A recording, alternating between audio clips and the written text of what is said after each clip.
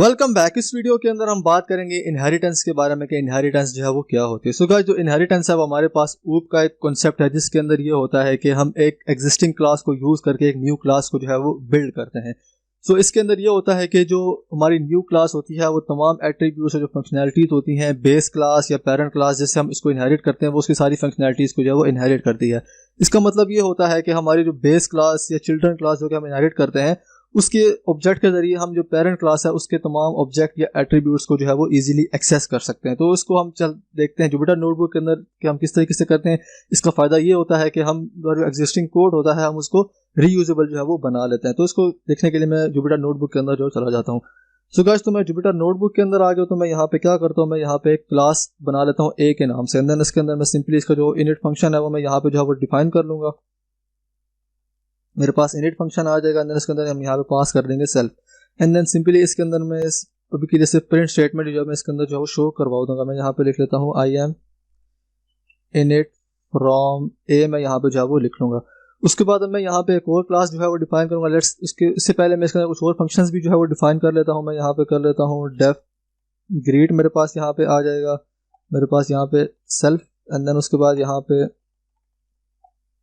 मेरे पास यहाँ पे इसमें अंदर लिख लेता हूँ आई एम ग्रीट फ्रॉम ए। इसी तरह मैं यहाँ पे एक और डिफाइन फंक्शन कर लेता हूँ डेफ प्रिंट सिटी, मैं यहाँ पे कर लेता हूँ।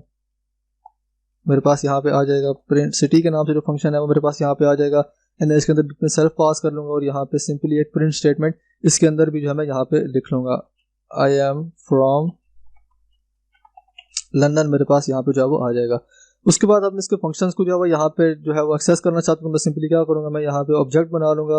मैं यहाँ पे कर लेता हूँ ऑब्जेक्ट ए, मेरे पास यहाँ पे आ जाएगा और इसको मैं यहाँ पे ए के इक्वल जो है वो कर लूँगा। तो इसका जो ऑब्जेक्ट है वो मेरे पास यहाँ पे जो है वो बन जाएगा। तो यहाँ पे जैसे मैं इसका ऑब्जेक्ट बनाया तो यहाँ पे जो इनिट फंक्शन था वो मेरे पास यहाँ पे जो है वो एग्जीक्यूट हो गया। उसके बाद यहाँ पे जो इसके फंक्शन है बाकी वाले उनको मैं यहाँ पे एक्सेस कर लेता हूँ। तो मेरे पास यहाँ पे आ गया ऑब्जेक्ट ए, मेरे पास यहाँ पे आएगा ऑब्जेक्ट ए, मेरे पास यहाँ पे है। उसके बाद यहाँ पे इसका जो फंक्शन है ग्रीट का उसको मैं यहाँ पे जो है वो एक्सेस कर लेता हूँ। तो मेरे पास यहाँ पे आ जाएगा ग्रीट।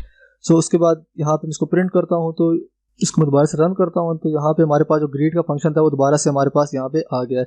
एंड देन उसके बाद यहाँ पे जो अगला फंक्शन है वो हमारे पास यहाँ पे आ जाएगा। इसका जो फंक्शन है प्रिंट सिटी वाला था उसको मैं यहाँ पे प्रिंट कर लेता हूँ। मेरे पास यहाँ पे आ गया प्रिंट सिटी, मेरे पास यहाँ पे जो है वो आ जाएगा। अब उसके बाद हमने क्या करना है कि हमने इन फंक्शंस को जो है वो दूसरी क्लास के अंदर भी जो है वो यूज करना था कि हम उसके ऑब्जेक्ट के जरिए जो है इन फंक्शंस को जो है वो एक्सेस कर सके। तो उसके लिए मुझे क्या करना पड़ेगा, मुझे यहाँ पे एक और क्लास जो बनानी पड़ेगी। तो मैं यहाँ पे क्लास बना लेता हूँ बी के नाम से और मुझे अब ए क्लास को जो है वो इनहेरिट करना था। मैं यहाँ पे क्या करता हूँ, इधर मैं एज एन आर्ग्यूमेंट जो ए क्लास है उसको इधर जो है वो पास कर दूंगा। तो तमाम फंक्शनैलिटीज हो या एट्रीब्यूट्स होंगे वो सारे इसके अंदर जो है वो इनहेरिट हो जाएंगे। तो एंड देन उसके बाद मैं यहाँ पे इसका इनिट फंक्शन भी जो है वो बना लेता हूँ। मेरे पास यहाँ पे आ जाएगा इनिट फंक्शन। एंड देन इसके अंदर जो है सेल्फ मेरे पास आ गया। एंड देन सिंपली इसके अंदर भी जो सबसे पहले मैं क्या करता हूँ, मेरे पास जो यहाँ पे इनिट फंक्शन है ए क्लास का उसको मैं यहाँ पे जो है वो कॉल कर लेता हूँ। तो मैं यहाँ पे करता हूँ इनिट। एंड देन उसके बाद यहाँ पे मुझे सेल्फ भी जो लिखना पड़ेगा। तो फिर यहाँ पे जो इसके एट्रीब्यूट्स जितनी भी फंक्शनैलिटीज़ हैं वो हम इस क्लास के अंदर जो है वो इजीली यूज़ कर सकते हैं। तो देन उसके बाद मैं यहाँ पे प्रिंट स्टेटमेंट भी जो है वो लिख लेता हूँ जिसके अंदर मैं सिंपली प्रिंट करवा लूँगा I am in it from B. And then उसके बाद अब मुझे क्या करना है, मुझे क्लास बी का जो वो ऑब्जेक्ट बनाना है। तो मैं यहाँ पे कर लेता हूँ ऑब्जेक्ट बी, मेरे पास आ गया और उसको हम इक्वल कर लेंगे बी क्लास के। तो मैं इसको जैसे ही रन करूंगा तो यहाँ पे आप देख सकते हैं कि यहाँ पे हमारे पास जो पहली स्टेटमेंट यहाँ पे I am in it from A और जो दूसरी स्टेटमेंट हमारे पास यहाँ पे I am in it from B. तो यहाँ पे मैंने इसको कॉल किया था इस वाले इनिट फंक्शन को। तो यहाँ पे पहले वाला प्रिंट हुआ आई एम इनिट फ्रॉम ए। तो एंड देन उसके बाद यहाँ पे दूसरा जो मैंने इसके अंदर लिखा था क्लास बी के अंदर तो वो यहाँ पे हमारे पास जो है वो प्रिंट होगा। तो अब हमारे पास क्लास बी का जो ऑब्जेक्ट है वो हमारे पास यहाँ पे बन गया। तो हम क्या कर सकते हैं, हमारे पास ये जो फंक्शंस हैं हम उनको इस ऑब्जेक्ट के जरिए भी जो है वो एक्सेस कर सकते हैं क्योंकि हमारी जो क्लास ए थी वो बी के अंदर जो है वो इनहेरिट हो गई है। तो पेरेंट क्लास की जो है मेथड्स को जो है वो एक्सेस करना है तो हम सिंपली जो ऑब्जेक्ट है बी का उसको यूज करके जो है वो इजीली एक्सेस कर सकते हैं। तो मैं यहाँ पे कर लेता हूँ ऑब्जेक्ट बी एंड देन उसमें टैब दूंगा। तो यहाँ पे आप देख सकते हैं कि हमारे पास यहाँ पे ग्रीट और प्रिंट सिटी इसके ऊपर भी जो है वो हमारे पास आ गया। तो ये जो ऑब्जेक्ट है ये क्लास बी का है।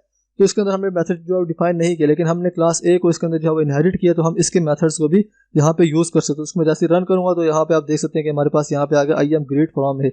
इसी तरह अगर मैं इसको दोबारा से जो है वो रन करता हूँ, मेरे पास जो दूसरा मेथड है प्रिंट सिटी वाला एंड देन उसको मैं यहाँ पे रन करना चाहता हूँ तो मेरे पास यहाँ पे आ गया प्रिंट सिटी एंड देन मेरे पास यहाँ पे आप देख सकते हैं कि यहाँ पे मेरे पास आ गया आई एम फ्रॉम लंदन।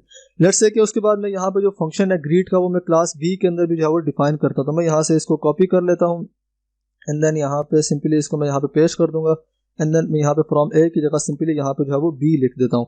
इसको मैं दोबारा से जो है वो रन कर लेता हूँ।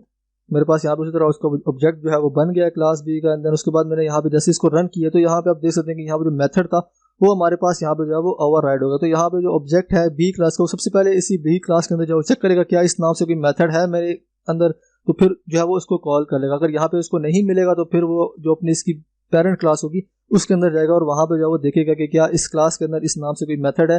लेट्स से कि उसमें दोबारा से जो है वो कमेंट कर देता हूँ, तो मैं इसको दोबारा से रन कर लेता हूँ।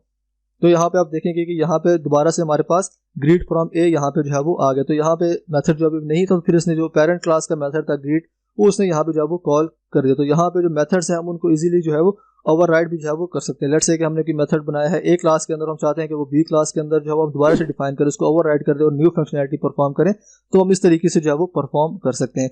इसके अलावा लेट्स से कि हम यहाँ पे ऑब्जेक्ट की एट्रीब्यूट बनाया तो वो भी हम यहाँ पे जो है वो लिख सकते हैं। लेट्स से कि मैंने यहाँ पे डिफाइन कर लिया है नेम, मैंने डिफाइन कर लिया है, देन इसके अंदर मैं वैल्यू लिख दी है जेसन। तो मैं दोबारा से यहाँ पे जो ऑब्जेक्ट है मैं कोड्स को जो है वो रन कर लूँगा तो मेरे पास यहाँ पे जो स्टेटमेंट्स थी वो आ गई। एंड देन अब मुझे क्या करना है, मुझे ऑब्जेक्ट बी है उसके ज़रिए से मुझे जो मैं ऊपर डिफाइन किया है नेम उसको मैं यहाँ पे जो है एक्सेस करूँगा। तो मैं यहाँ पे कर लेता हूँ डॉट एंड देन मैं यहाँ पे आप देख सकते हैं मेरे पास जो नेम था वो भी यहाँ पे जो है वो आ गया। तो इस तरीके से जो है हम इनहेरिटेंस जो है वो परफॉर्म कर सकते हैं। हम एक क्लास की जो फंक्शनैलिटीज या प्रॉपर्टीज होती हैं वो हम दूसरी क्लास के अंदर जो है इनहेरिट कर सकते हैं और कोड को जो है वो रीयूजेबल जो है वो बना सकते हैं। फिर जो हमारी बेस क्लास जो होगी उसके जो तमाम मेथड्स होंगे वो हम डिराइव्ड क्लास के अंदर जो है वो इजीली यूज़ कर सकते हैं। बेस क्लास वो होती है जो इससे जो है वो हम डिफाइन करते हैं, मतलब ये जो हमारी ए है ये हमारे पास बेस क्लास है, इसको जो हम पेरेंट क्लास है सुपर क्लास भी बोलते हैं, और जो हमारे पास इनहेरिटेड क्लास है यहाँ पे इसको हम सब क्लास, डिराइव्ड क्लास है, चाइल्ड क्लास भी जो है वो बोलते हैं। तो आई होप कि जो इनहेरिटेंस का कॉन्सेप्ट है ये समझ आ गया होगा। So see you in the next video.